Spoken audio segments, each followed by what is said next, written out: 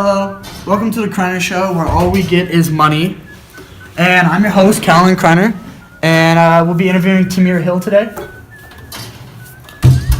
Pleasure to have me. Thank you for being here. Good to see you, good as always. Yep. All right, Tamir, for the first question I have for you today, what is your race, and what is your view on your race in the past, and how has it changed over time? Well, as I understand it, my race, my mom's white, my dad's black, so therefore I'm half black, and in the world today, I identify as a black man. My view on my race is we come from, so it started with enslaved women, and they would be raped by their owners, white men, and it became known as, these babies that they created were known as mulattoes, and it was a lighter black skin color like mine. And these would later be known also as house slaves, and they would work in the house, and they would also be educated in some parts.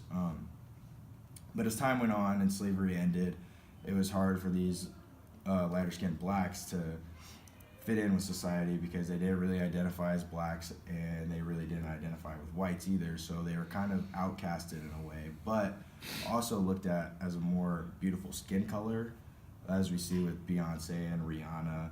And I think over time it's kind of become something where people accept them, whether they're black, white, accepted, whatever. Well, at least in my experience that I've had, and that's how it's been for my life, and that's how I view it. Good.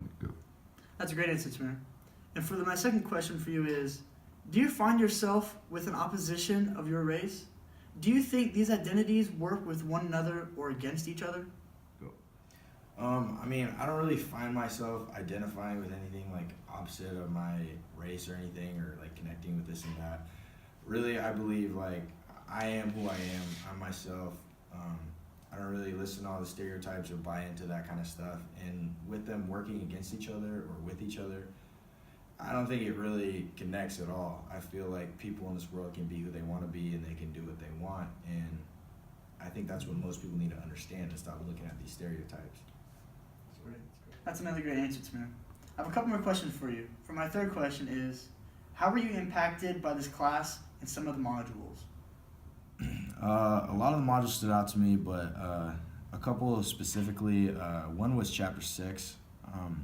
It was about education, and one of the things I found was that parents' education has an effect on children's education matters.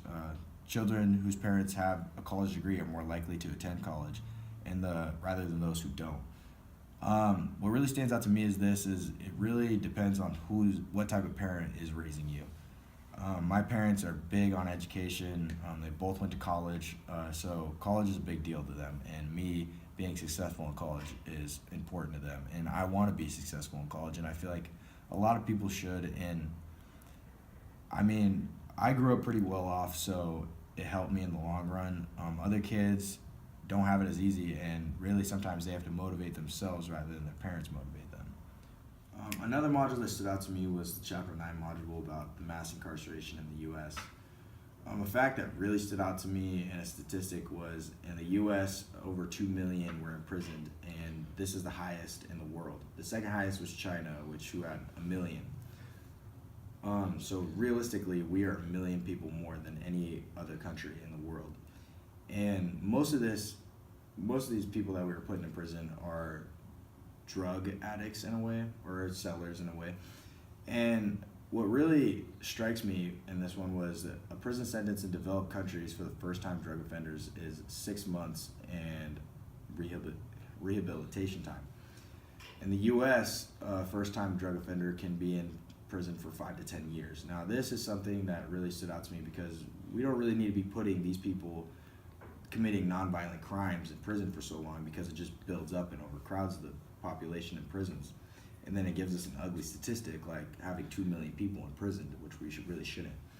So I feel like we need to address this, and it needs to be talked about more, and so we can not have these mass incarcerations of people in the U.S. And the last module that stood out to me was chapter 7, and this had to do with job inequality. And in this, there was a study showing that black-sounding names like Jamal Jones needed 15 resumes to get a call back, whereas a white-sounding name like Greg Baker needed only 10 resumes to get a call back. This is racist in a way because people aren't giving these people calls back because their names. Like, it doesn't make sense to me where someone who is black can be a Greg name. And I feel like people look at the names and think these people are black, so they don't want to hire them, regardless of what they have on their resume or where they attended college or what they've done in their life. And to me, this is a problem that needs to be fixed. Well, Tamir, as a white man, I actually really do agree with you. So for my next question is, how do you believe others like you reinforce or challenge the various identities? I mean, realistically, with my life, I've never really been put in a situation growing up. I mean, I've been well off my whole life. I grew up in Seattle and moved to Idaho where there's a lot of white people, and I made a lot of friends easily. So, I mean, I feel like a lot of people can look past the color and the identities and the racism and all that, but some people struggle with it. And I mean, it's little things that stand out, like someone's name in a resume when there's a black person that's our president. Or it's little things like, even in like, on the other perspective, like for white people, like college recruiting, like some guys might not get a call back or an email back from a coach because they're white, or some guys on the team won't hang out with this guy because he's white. It's little things like that. But I mean, once we get past that hump, I feel like racism can diminish or at least come to a halt in some way. All right, our time is almost up for today. And so we have enough time for one more question for Tamir. Is there anyone in the audience that would like to ask Tamir one last question? Ooh, pick me. Pick me. Right here. You. Can you identify what has like extended your knowledge or impacted you about the understanding of race through this class? Yeah. That's a great question. Thank you for asking. Throughout this course, I've learned a lot about race. I mean, I've already known prior a lot of race growing up, being half black. My dad has really taught me about race and how people look at you and all this kind of stuff. But I think what really helped me understand a little bit more was the black and white videos that we watched. Mm-hmm. It was a project ran by this family that the white family would dress up as blacks and the black family would dress up as whites. So they would get a taste of what life was and understand what it was in their different skin colors.